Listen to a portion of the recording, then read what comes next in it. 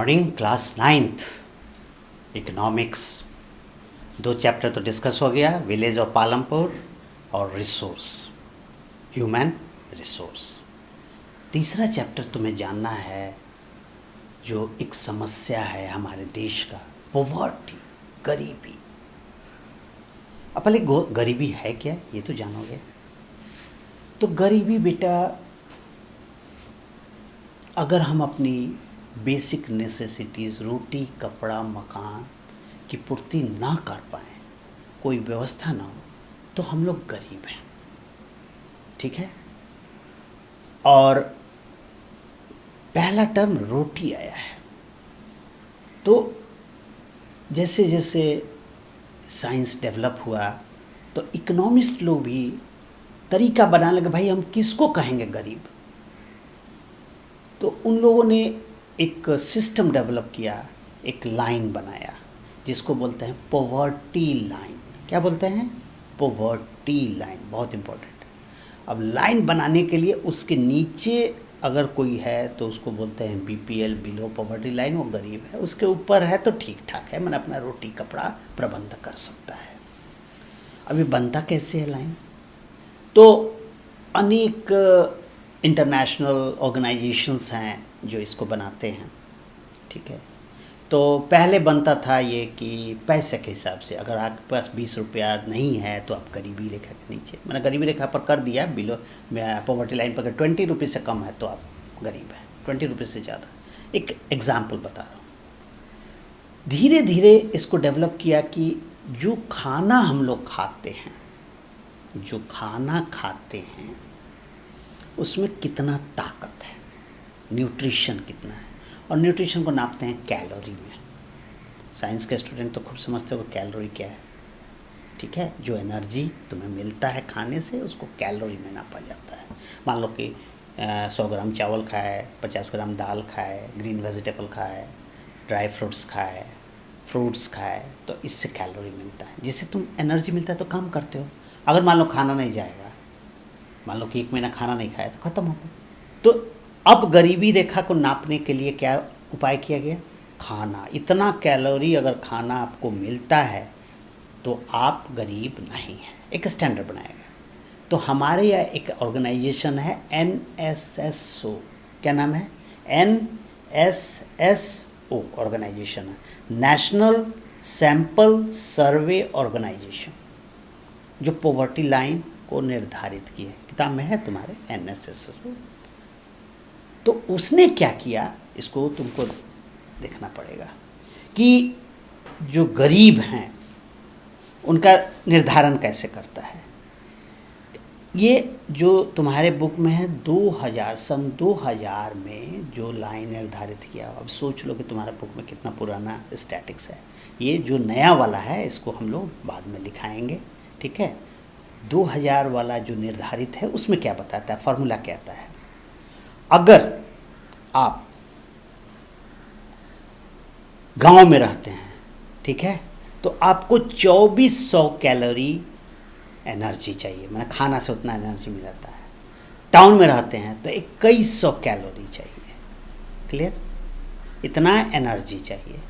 तो इस 2400 कैलोरी का जो दाम हुआ वो था गांव में मान लो कुछ सस्ता मिल जाता, 328 रुपया अगर आपको महीना आता है तो इतना कैलोरी का आप खाना खरीद सकते हैं, ठीक है। अगर शहर में है तो 454 रुपया आपको पर मंथ आता है, तो इतना। अगर मान लो तुम्हारे घर में 5 आदमी हैं तो कम से कम गांव वाले को कितना चाहिए? 1640 रुपया, और शहर वाले को 2270 रुपये। इतना आ रहा है तो वो घर को बोलेंगे कि आप गरीबी में नहीं है, आप गरीबी रेखा से ऊपर हैं, ठीक है। ये निर्धारण है। लेकिन बेटा इसी को हम लोग फाइनल नहीं मान रहे, क्योंकि सिर्फ खाना नहीं होता है, कपड़ा है, मकान है, एजुकेशन है, हेल्थ है, सारी चीज़ें हैं, ठीक है। लेकिन ये कि कम से कम तुम्हें खाना मिलता है इस स्टैंडर्ड के हिसाब से, तो माना जाता कि आप बीपीएल नहीं है, ठीक है बेटा, समझ में आया। तो हर देश अपना पॉवर्टी लाइन बनाया है। अब मान लो कि यहाँ किसी के पास अगर कार है तो बोला लग्जरी, बहुत अमीर है, लेकिन अमेरिका में वो ज़रूरी चीज़ है, वो लग्जरी नहीं माना जाता। तो अलग अलग देश का जो निर्धारण हुआ इनकम अलग अलग है। अमेरिका खुशहाल देश है, अमीर देश है, तो वहाँ का गरीबी रेखा दूसरा है, हमारे यहाँ दूसरा है। तो एक वर्ड समझो, पॉवर्टी लाइन, ठीक है। अब दूसरा जो सबसे इम्पोर्टेंट चीज़ है जो तुम्हारे, आखिर हमारे देश में गरीब क्यों है, भारत में गरीब क्यों है, क्या कारण है? तो इसका बेटा ऐतिहासिक हिस्ट्री में जाना पड़ेगा। जब अंग्रेज नहीं आए थे तो हमारा देश भी खुशहाल था। ये किसान लोग तरह तरह की खेती करते, सब घर इंटरडिपेंडेंट, उसको किसी पर सेल्फ डिपेंडेंट थे, और गांव के लोग मिलके इंटरडिपेंडेंट एक दूसरे पर रहते थे। सारी चीज़, सारी व्यवस्था उस गांव में हो जाती थी, कोई दिक्कत में नहीं था, सब खुशहाल थे, ठीक है। और छोटे बहुत जो स्मॉल स्केल इंडस्ट्री होते थे, कपड़ा बुनना वगैरह, एक से एक कारीगर थे। जब अंग्रेज आए तो अपनी पॉलिसीज़ के वजह से यहाँ की खेती को डिस्टर्ब किए, और ये जो स्मॉल स्केल उनको डिस्टर्ब किए। इनको अब अपना काम छोड़ाकर दूसरे काम में लगा दिए। तो धीरे धीरे यहाँ पर एग्रीकल्चर ख़त्म हो गया, सब वर्क ख़त्म हो गया, सब अंग्रेज़ के हिसाब के बंद हुआ, मजदूर बॉन्डेड लेबर बन गए, और जहाँ जहाँ वो चाहते थे ले जाते थे। गरीबी शुरू हुआ क्योंकि आपके पास पैसा नहीं है खाने को, एक्सप्लॉयटेशन बहुत ज़्यादा हुआ। तो एक कारण ये हो गया। फिर जब देश आज़ाद हुआ तो यहाँ जो हम लोग की यहाँ सरकार बनी, तो सबसे मेन काम उनका हो कि भाई गरीबी कैसे हटाया जाए। तो तरह तरह की स्कीम लाई। आज कम से कम बहुत लोग बीपीएल के ऊपर आ गए हैं गवर्नमेंट के स्कीम से। तो गवर्नमेंट क्या करती है, गरीबी हटाने का अभियान चलाती है, ठीक है। इस वर्ड को बोलेंगे एंटी पॉवर्टी मेजर्स। क्या बोलेंगे? एंटी पॉवर्टी मेजर्स, गरीबी हटाओ अभियान। तो सरकार के करीब 7 प्रोग्राम हैं जो तुम्हारे बुक में है। इसमें सबसे इम्पोर्टेंट है मनरेगा। मनरेगा का नाम सुनते हो, ठीक है।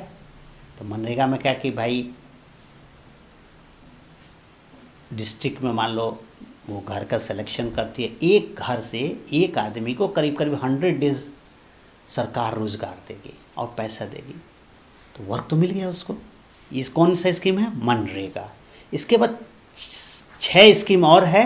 मनरेगा लागू हुआ है 2005 में, बुक में तुम्हारे दिया हुआ है, उसको मार्क कर लोगे। और वर्क है NFWP, दूसरा है PMRY, तीसरा है REGP, आगे है SGSY, उसके बाद PMGY और AAY। ये सब शॉर्ट फॉर्म करके हम लिखे हैं। और एंटी पॉवर्टी मेजर्स यहाँ, ये सारे को उतार लोगे और सबको, ये क्या है? एंटी पॉवर्टी मेजर्स, और 2-2 लाइन उस पर लिखोगे। जैसे मनरेगा कब ये लागू हुआ है, इससे क्या फ़ायदा मिलता है। क्लियर? तो 2 नाम तो आजकल मनरेगा का तो नाम हमेशा सुन रहे हो, किताब में हो सकता है नरेगा दिया हुआ है, M जुटा महात्मा गांधी के नाम पर आया, वो पूरा नाम दिया हुआ है, उसमें तुम समझोगे। एक और वर्ड तुम लोग से तो PMGY आजकल बहुत सुनते हो, ठीक है ना। PMRY, PMGY, PMRY, प्रधानमंत्री रोजगार योजना। अब सारी स्कीम को समझाया गया। ये क्या काम था? सरकार की पॉलिसीज़ है कि गरीबी दूर के, एंटी पॉवर्टी मैच। तो एम्प्लॉयमेंट मिलेगा तभी ना गरीबी दूर होगी, काम करोगे तभी दूर होगी, ठीक है। समझ में आया? तो ये है तुम्हारा पॉवर्टी और पॉवर्टी लाइन, और गरीबी हमारे देश में क्यों ज़्यादा है और सरकार क्या करे। अब बेटा 4-5 वर्ड टर्मिनोलॉजी में बहुत इंपॉर्टेंट है। एक वर्ड आता है वल्नरेबिलिटी। वल्नरेबल मतलब टूट जाना आसानी से। मान लो कि अगर जैसे अभी कोरोना आया है, कोरोना नहीं था तो सब काम करते थे, कोरोना आ गया सब एम्प्लॉयमेंट बन गया, सब दुकान बन गया, तो जो कमज़ोर हैं, जिनके पास पैसा नहीं है, सब टूट गए, खाने को दिक्कत हो गया है। ये वल्नरेबिलिटी कहते हैं। जो कोई अकस्मात कोई नेचुरल कैलामिटी आ जाए, बाढ़, अब उसके बाद देखो कोरोना के बाद बाढ़ आ गया तो और बहुत बुरा हालत अभी ह्यूमन बींग्स का है बेटा, बहुत बुरा हालत। सबसे लोग खाली यही प्रार्थना करके, हे भगवान ये कोरोना को हटाइए। बाढ़ तो बेटा हम लोग के इलाके में बाढ़, फ्लड पे हम लोग बाद में बात करेंगे। फ्लड हर साल आती है, थोड़ा दिक्कत है, लेकिन कोरोना हटेगा तो कुछ काम करेंगे, 6 महीना काम करेंगे तो 2 पैसा आएगा ना। अब तो 2-2 मार पड़ गया है, तो हम लोग वल्नरेबल हो गए, मन एकदम टूट गए हैं। खड़े नहीं हो पा रहे हैं। तो वल्नरेबिलिटी बहुत इंपॉर्टेंट। एक वर्ड है सोशल एक्सक्लूजन। एक्सक्लूड करना मतलब हटा देना, इंक्लूड करना शामिल करना। जैसे मान लो तुम लोग खेल रहे हो, दो बच्चे को तुम पसंद नहीं करता, नहीं नहीं वो नहीं रहेगा, एक्सक्लूड कर दिए, ठीक है, टीम एक्सक्लूजन कर दिए। अब सोशल एक्सक्लूजन, समाज में एक्सक्लूड हो जाता है। तो हम लोग के यहाँ पहले जात प्रथा थी, ठीक है ना, तो जो छोटे तबके के जात थे उनको मेन बाज़ार, मेन मार्केट में, मेन शहर में नहीं रहने दिया, तो उनको दूर गांव के से 5 किलोमीटर दूर रखा था, तो एक्सक्लूड किया जाता था। इसके लिए एक और वर्ड आएगा मार्जिनलाइज सोसाइटी, जो आगे डिस्कस करेंगे हम लोग। सोशल एक्सक्लूजन समझ गए, मैंने समाज से बहिष्कार करके अलग कर देना। तो कब हो सकते हो, मान लो तुम अमीर की बस्ती में, गरीब की बस्ती में रह रहे हो, सब गरीब है, तुम भी गरीब हो जाओगे। एक्सक्लूड मतलब अमीरी से एक्सक्लूड हो जाओगे। समझ में आया? सोशल एक्सक्लूजन क्लियर है। वल्नरेबिलिटी इंपॉर्टेंट वर्ड है। दूसरा है पॉवर्टी लाइन दिया है ये आपको। डिस्पैरिटी, डिस्पैरिटी में असमानता, डिस्पैरिटी वर्ड। तो इंटर स्टेट डिस्पैरिटी एक वर्ड है। तो बेटा हर स्टेट का जो पॉवर्टी लाइन का जो बात होगा तो अलग, जैसे बिहार में पॉवर्टी लाइन के नीचे बहुत होगा, पंजाब जाओगे तो वहाँ पॉवर्टी लाइन के ऊपर हो, तो ये डिस्पैरिटी आएगा, सब जगह बराबर नहीं है। समझ में आया? अब जैसे हमारे यहाँ लगभग 12 करोड़ पॉपुलेशन है बिहार में, लेकिन मैक्सिमम बीपीएल है, गरीब है, रोज़ कमाते हैं, खाते हैं, और इस कोरोना के वजह से बहुत दिक्कत में है। तो भगवान से यही प्रार्थना करो कि ये दूर हो, ठीक है। तो ये जितने बेसिक वर्ड्स है ये हम एक्सप्लेन किए। अच्छा एक और बात सुन लो कि एक तो मैं बताया मेजर रीजन्स ऑफ पॉवर्टी, पहला क्या बताया, हिस्टोरिकल रीजन, अंग्रेजों के वजह। दूसरा होता है बेटा, 2 वर्ड समझ लो, इलिटरेसी, अशिक्षा, गरीबी का एक बहुत बड़ा कारण होता है। अगर तुम पिछले चैप्टर ह्यूमन रिसोर्स पढ़े ना, अगर तुम्हारा एजुकेशन डेवलप हो जाए तो अच्छा काम कर सकते हो, स्किल सीख लोगे तो अच्छा काम कर सकते हो। तो ये कोरोना सिखा दिया है कि जब ये कोरोना ख़त्म होता है तो आप लोग अच्छे से एजुकेशन लें, अपने बच्चों को एजुकेशन अच्छा दें और उनको स्किल डेवलप करवाएं, ताकि वो कुछ काम कर सके और कुछ पैसे घर में बचा सकते। कोरोना बहुत बड़ा लेसन दे दिया है, ठीक है। तो इलिटरेसी हो गया। उसके बाद अगर आप इलिटरेट तो अनएम्प्लॉयमेंट आपको होगा, नौकरी 5 है, 50 आदमी है तो 5 ही को न मिलेगा, बाकी 45 आदमी तो अनएम्प्लॉयड हैं। तीसरा है कि जो हम लोग का एम्प्लॉयमेंट का ग्रोथ है, एम्प्लॉयमेंट अपॉर्चुनिटी अवसर, वो भी कमज़ोर है हम लोग के यहाँ, ठीक है। ये सब कारण है पॉवर्टी के। तो 3-4 फैक्टर्स जो तुम्हें देखना है इसमें कि गरीबी का पॉवर्टी लाइन कौन डिस्कस कैसे निर्धारित हुआ है, और what are the reasons of poverty in India, ठीक है, और what is anti poverty measures, ठीक है, जो गवर्नमेंट लागू किए। तो 7 जो किए, बस इतना ही चीज़ को तुम लिखना बेटा।